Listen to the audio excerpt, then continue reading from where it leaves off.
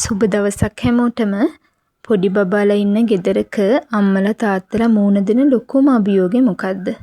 ගොඩක් දෙනෙක් දෙන උත්තරේ තමයි බබාට කෑම කවා ගන්න එක. කෑම පිඟාන අරන් බබා පස්සේ දුවන එක දැන් හැම ගෙදරකම වගේ දකින්න පුළුවන් පොදු දෙයක් වෙලා. ඉතින් අද අපි කතා කරන්න යන්නේ බලෙන් කවන්නේ නැතුව බබාටත් සතුටක් දැනෙන විදිහට කෑම ටික කවා ගන්න පුළුවන් ඊටාම සාර්ථක ක්‍රම 7ක් ගැන. ඔයාගේ බබා කන්න හොර නම් මේ වීඩියෝ එක අනිවාර්යයෙන්ම අවසාන වෙනකල් බලන්න කියලා ආරාධනා කරනවා. අංක 1 තමයි ඇසට ප්‍රිය දේ කටට ප්‍රිය වේ කියන එක. බබාට දෙන කෑම පිඟාන පාට කීපයකින් යුක්ත වෙන්න ඕනේ. උදාහරණයක් විදිහට කැරට් වලින් තැඹිලි පාට, බීට් වලින් රතු පාට, නිවිති වලින් කොළ පාට වගේ ගන්න පුළුවන්.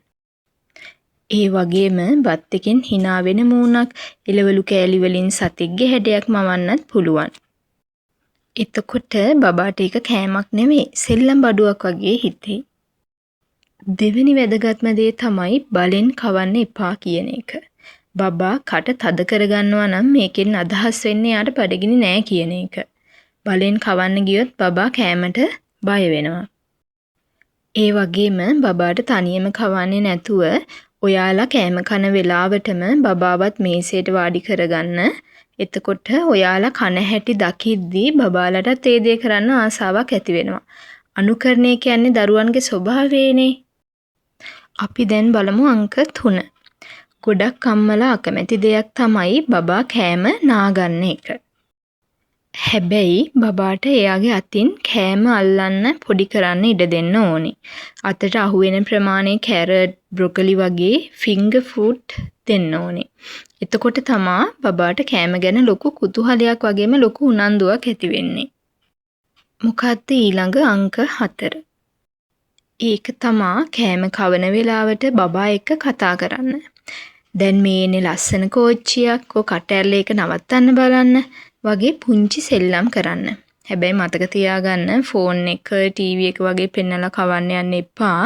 මොකද එතකොට බබා කන්නේ මොනවද කියලා එයාට හැඟීමක් නැති වෙනවා. ඒක පස්සේ කාලෙක නරක පුරුද්දක් වෙන්නත් පුළුවන්. අංක 5 තමා විවිධ රසයන් හඳුන්වා දෙන්න. හැමදාම එකම රසට කෑම දෙන්නේ නැතුව විවිධ රසයන් අත්හදා බලන්න. උදාහරණයක් විදිහට පැණි රස, ඇඹුල් රස වගේ.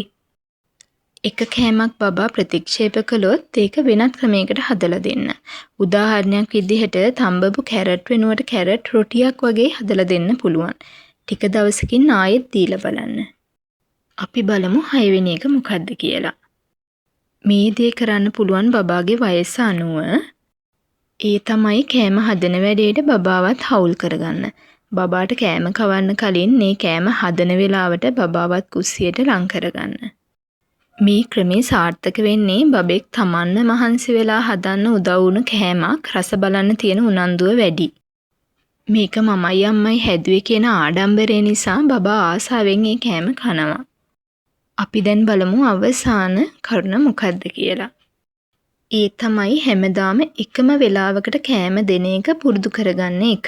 එතකොට බබාගේ බඩගිනි දැනෙන රටාව ඒ වෙලාවට හැඩ ගැහෙනවා.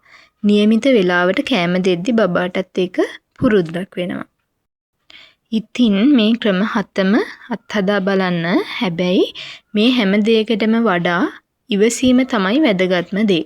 බබා කන්නේ නැතුව පොඩ්ඩක් දඟ කළාට තරහ ගන්න එපා. ඔයාලා හරිම ඉවසීමෙන් කෑම ටික බබාට කවා ගන්න. මේ වීඩියෝ එක වැදගත් කියලා හිතෙනවා නම් ලයික් කරන්න, තවත් අම්මලාට බලන්න ෂෙයා කරන්න. තවත් අලුත් වැදගත් වීඩියෝ එකක් ඉක්මනින්ම අරන් එන්නම්. හැමෝටම සුබ දවසක්.